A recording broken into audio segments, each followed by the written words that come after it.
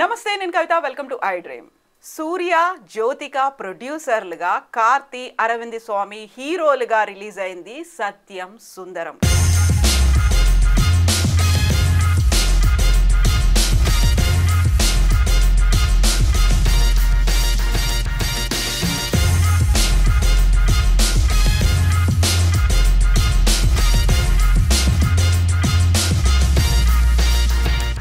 Human ఎమోషన్స్ని చాలా సున్నితంగా క్యారీ చేశారని వినిపిస్తోంది. అయితే ఓవరాల్గా ప్రస్తుతం ఉన్నటువంటి ట్రెండ్ జనరేషన్కి అది ఎలా దగ్గర అవుతుంది? మనతో పాటుగా ఉన్నారు సీనియర్ జర్నలిస్ట్ జిఆర్ మహర్షి గారు. మహర్షి గారు, నమస్కారం అండి. సో ఇప్పుడు ఉన్నటువంటి సినిమాలన్నీ పాన్ ఇండియా మూవీస్. అందులో యాక్షన్ కావాలి, లేకపోతే హీరోయిక్ ఇమేజ్ అనేది చూపించాలి, ఎలివేషన్స్ ఉండాలి. ఇవన్నీ లేకుండా వచ్చింది సత్యం సుందరం. ఎలా అనిపించింది మీకు? అది ఒక ఏమంటారు, ఎక్స్ట్రాడినరీ అంటారే, ఒక అరుదైన సినిమా అది. అంటే ఇదొక జానర్. అంటే ఇద్దరు అపరిచితులు కలుసుకుని ఒక జర్నీ, ఎమోషనల్ జర్నీ చేయడం అనేది ఒక జానర్ సినిమాల్లో. మీకు అన్బేషియం కానీ, ఈ మధ్య మలయాళంలో వచ్చిన అడియోస్ అమిగో కానీ, అంత మునుపు మన తెలుగులో కూడా గమ్యం అని వచ్చింది. అది కానీ అంటే క్యారెక్టర్స్ ఉంటారు సినిమాలో, కానీ మెయిన్గా ఒక ఇద్దరు క్యారెక్టర్ల మధ్య నడుస్తూ ఉంటుంది సినిమా. ఈ సినిమా ఏమిటంటే ఇది వీళ్ళిద్దరే, అరవింద్ స్వామి, కార్తీ మధ్య నడుస్తుంది. మధ్యలో కొన్ని క్యారెక్టర్లు ఉంటాయి, వాళ్ళు అలా వచ్చి వెళ్తూ ఉంటారు.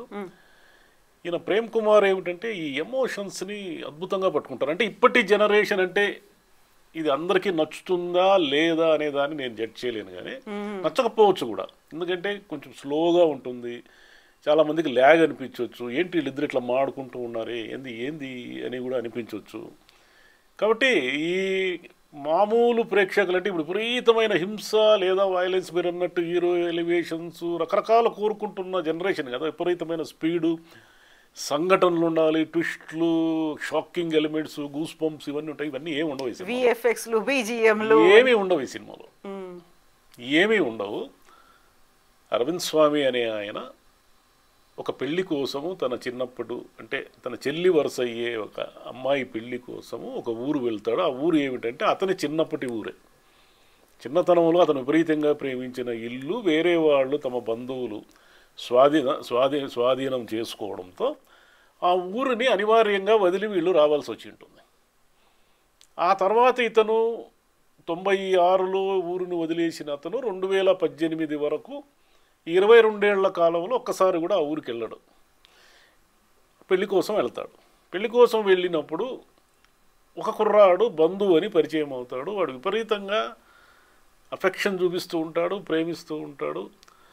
అది ఇంకా ఎంత అంటే పల్లెటూరి అభిమానం, మనం ఇంకా భరించలేనంత ప్రేమ. ఇతను ఆ ప్రేమ నుంచి తప్పించుకోవడానికి ఒక దశలో ఈడు నసగాడిగా ఉండాడే అని తప్పించుకొని వెళ్ళడానికి రకరకాల ప్రయత్నాలు కూడా చేస్తాడు. చేసిన తర్వాత ఆ లాస్ట్కి ఏమవుతుందనే సినిమా. అంటే నేను సినిమాని మొత్తం కథను చెప్పదలుచుకోలేదు. ఇదంతా ఏమిటంటే మనందరికీ కూడా మనము ఒక రకమైన మనం ఉద్యోగాలు చేస్తూ ఉంటాము, ప్రమోషన్లు తీసుకుంటూ ఉంటాము, పిల్లలు, మన కెరీరు, డబ్బు సంపాదించడము, ఇల్లు కొనుక్కోవడము, అంటే జీవితంలో పైకి రావడము అనే దానికి మన A+B² సూత్రంలాగా కొన్ని స్టెప్స్ను మనం ఏర్పరచుకుంటూ ఉన్నాము. సెటిల్ కావడం అంటే ఏమిటో ఇల్లు కొనుక్కోవడము, లేదంటే పెళ్లి చేసుకోవడం, ఒక కారు ఉండాలి, పిల్లలు ఏదో మంచి పబ్లిక్ స్కూల్లో చదవాలి, వాళ్ళు రేపు పొద్దున ఇంజనీరింగ్ MBBS చదివేసి వాళ్ళు ఎక్కడో అబ్రాడ్లో సెటిల్ కావాలి. ఇంతేనా జీవితం? ఇంతకు మించింది ఏదో ఉంది, ఇంతకు మించింది ఏదో ఉంది అని చెప్పడమే ఈ సినిమా. అంటే ఒక మనిషి అన్కండిషనల్గా ప్రేమించడం. మనకు ఎలాంటి ప్రపంచంలో జీవిస్తున్నామో, మనం ఒక అపనమ్మకమైన ప్రపంచంలో జీవిస్తున్నాం. అంటే అది మన తప్పు కాదు, మన చుట్టూ అట్లా పరిస్థితులు అట్లున్నాయి. మనం ఉదాహరణకి ఒక 10th క్లాస్లోనో ఇంటర్మీడియట్లోనో మనకు ఒక స్నేహితుడు హఠాత్తుగా మనకు ఫోన్ నెంబర్ తీసుకుని ఫోన్ చేశాడు అనుకోండి. మన మైండ్ ఎట్లా ఆలోచిస్తుందంటే వెంటనే అరే ఏంది ఇన్నాళ్ళ తర్వాత వీడు ఫోన్ చేశాడు అని వాడి మీద ప్రేమేం ఉండదు మనకు. ఏమైంటుంది, వీడికి హైదరాబాద్లో పని ఏమైనా ఉందా, మన ఆఫీసులో ఏమైనా వీడికి పని ఉందా, ఏదైనా పని మీద వస్తున్నాడా, ఇప్పుడు గుర్తు చేసుకుంటే ఇప్పుడు మనుషులు పని ఉంటే తప్ప గుర్తు చేసుకోరు కదా. PR పేరుతో మనం ఏం చేసామంటే ఎమోషన్స్ని, అఫెక్షన్స్ని పక్కన పడేసాం. మనకు స్నేహాలు ఉంటాయి, ఫాస్ట్ లైఫ్లో స్నేహాలు ఉంటాయి, బంధుత్వాలు ఉంటాయి, పెళ్ళిళ్ళకి కలుసుకుంటూ ఉంటాం, మాడుతూ ఉంటాం. అవన్నీ కూడా పైన లేయర్సే, లోపల లేయర్స్లో ఉండవు. అక్కడ మర్చిపోతాం మనం. ఆ పెళ్లి నుంచి వచ్చేసిన తర్వాత ఆ బంధువులు పేర్లు గిరులు ఏమి మర్చిపోయి, ఇతను కూడా పేరు తెలియదు. పేరు తెలియకుండా ఒక రోజంతా అతనితో గడుపుతాడు. గడిపిన తర్వాత ఇతను విపరీతంగా భయం వేస్తుంది ఇతనికి. అంటే ఒక మనిషి అంతగా ప్రేమిస్తే తట్టుకోగలమా? అసలు మనం ఏమిటి? మనం అంత అర్హత ఉందా మనకు? మనం అంత ప్రేమకు అర్హులా? అసలు ఒక మనిషి అట్లా ఉంటారా ఎక్కడైనా ప్రపంచంలో? అట్లా ఉండేవాడిని మనం ఏమనుకుంటామంటే, ఒకవేళ ఎవరైనా ఉంటే వాడు ఏదో పిచ్చోడో అమాయకుడో, వాడికి బతకడం చేత కాదు, లేకుంటే ఇంకా లోపల ఏదైనా లోపల ఏదైనా వీడికి లాంగ్ అంటే ఏదైనా ఉందా అంటే మనము అలా అలవాటు పడిపోయినాం. నేను తిరుపతిలో చాలా కాలం ఉన్నా. ఒరిజినల్ ఎక్స్పీరియన్స్ మీకు చెప్తా. ఉదాహరణకి ఎవరో ఫోన్ చేస్తారు. ఫోన్ చేసిన వెంటనే నా మైండ్ ఏం ఆలోచిస్తుందంటే, ఒరే వీడికి దర్శనానికి వస్తున్నాడు, వీడికి రూమ్ కావాలి, వీడికి ఏర్పాట్లు చేయడం కోసం మనకు టచ్లోకి వచ్చాడు అంటే వాడు నిజమైన ఫ్రెండో నిజమైన స్నేహమో అని గుర్తించలేనటువంటి ఒక దుస్థితి. చాలా మంది అదే పరిస్థితులు.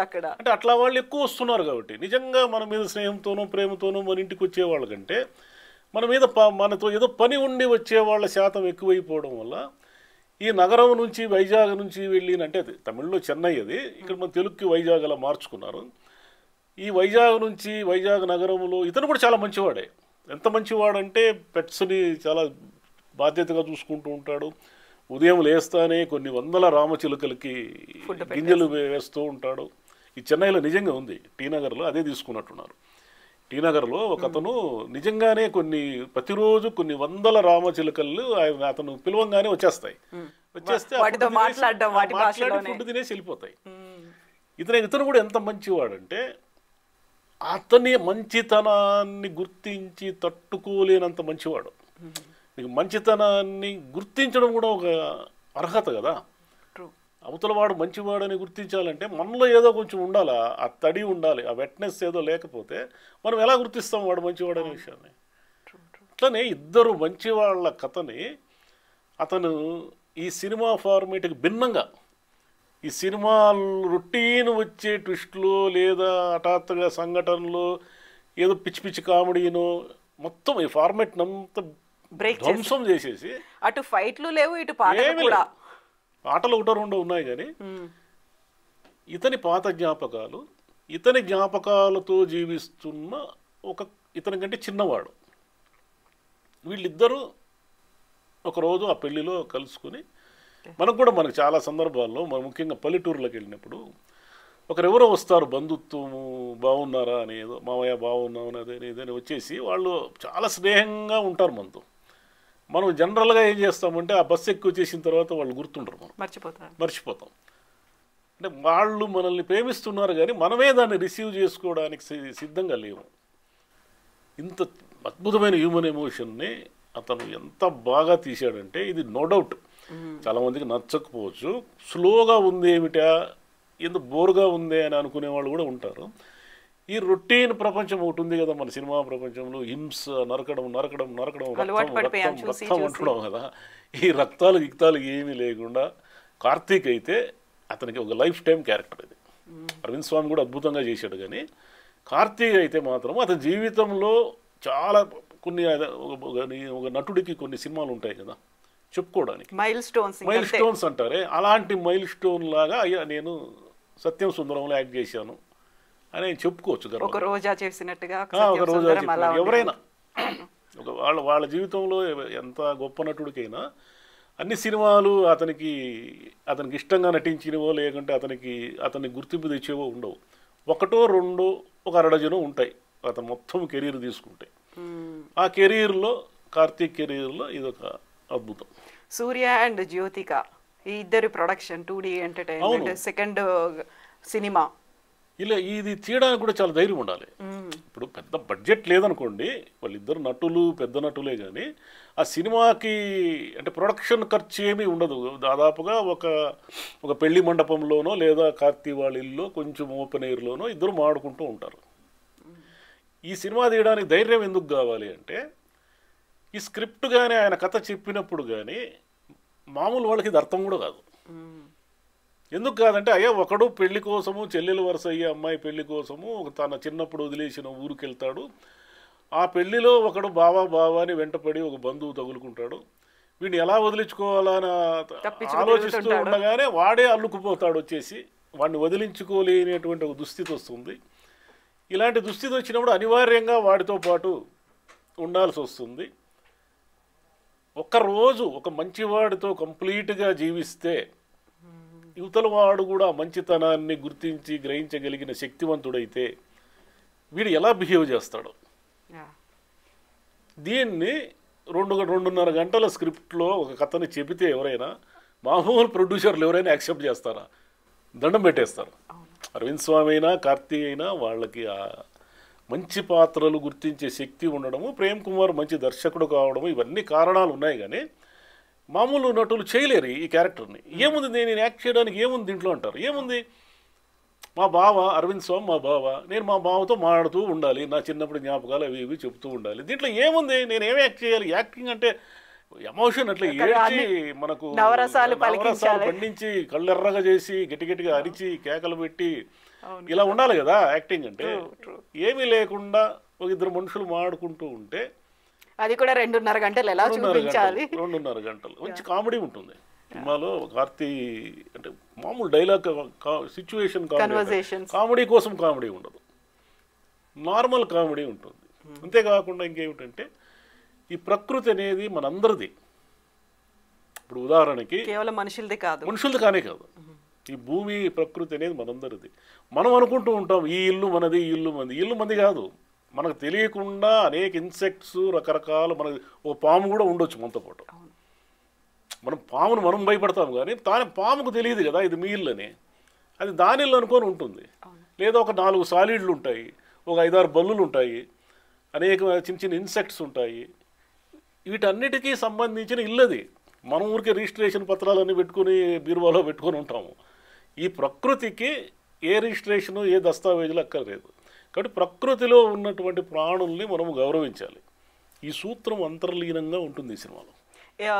5కి ఎన్ని మార్క్స్ వేస్తారు సార్? 5 పాయింట్లకి ఎంత ఇస్తున్నారు? దీనికి 3.25.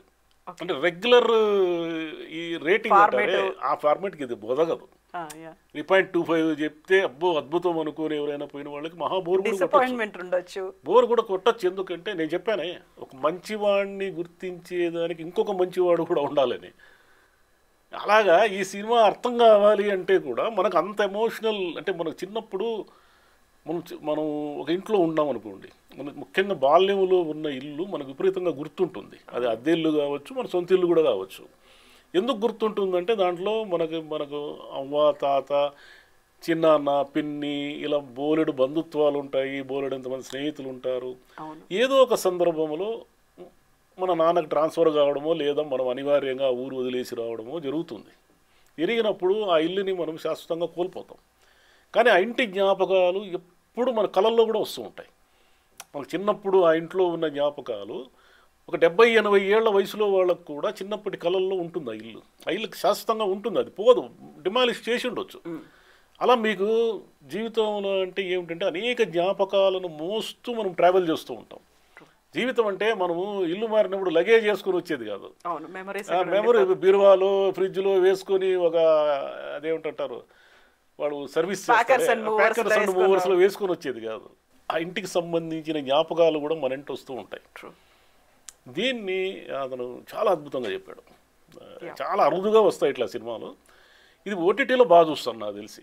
థియేటర్లో నేను చెప్పలేను కానీ, ఎందుకంటే థియేటర్లో దీనికి ప్రేక్షకుల ఆడియన్స్ రెస్పాన్స్ బలంగా ఉంటుందని నేను ఎక్స్పెక్ట్ చేయలేను. కానీ ఓటీటీలో మాత్రం విపరీతంగా చూస్తారు ఈ సినిమా. అంటే ప్రతి మనిషి జ్ఞాపకాలకు అతీతుడు కాదు కదా, ఎమోషన్స్కి అఫెక్షన్స్కి దేనికి అతీతుడు కాదు. అంటే మనము దీన్ని చూసినప్పుడు మనకేమనిపిస్తుందంటే మనం కరెక్ట్గానే జీవిస్తున్నామా, మనం జీవిస్తున్న విధానం కరెక్టా, మనల్ని మనం ఎక్స్ప్లోర్ చేసుకుంటున్న లోపలికి వెళితే మనం జీవిస్తున్న విధానం కరెక్టేనా, మనం నిజంగానే మనుషుల పట్ల ప్రేమగా కనీసం సరే మన కుటుంబ సభ్యుల పట్ల ఎలాగో ప్రేమగా ఉంటాం, కానీ రిమైనింగ్ చాలామంది ఉంటారు కదా మన చుట్టూ, వీళ్ళందరినీ మనం ఎంతో కొంత నిజంగా స్నేహంగా ఉంటున్నామా, ప్రేమిస్తున్నామా, లేదా మనమంతా ఫేకా, మనం కేవలం అవసరాల కోసం మాడుతున్నామా, అవసరాలు తీరిపోగానే ఇంక వాళ్ళతో ఇంక మళ్ళీ మనకి ఏ ఎమోషన్ ఉండదా, ఇవన్నీ కూడా ఇన్ని ఆలోచనలు ఒక ప్రేక్షకుడికి కలిగించాడు అంటే నిజంగా ఆ దర్శకుడు చాలా గొప్పవాడు. Yes sir. ఇది గొప్ప సినిమా. సినిమా అభిమానులందరూ కూడా అంటే ఒక ఎమోషన్ని, ఒక మంచితనాన్ని ఇలాంటి ఇష్టపడే వాళ్ళందరూ తప్పకుండా చూడాల్సిన సినిమా ఇది. Yes sir. Thank you so much sir. Thank you.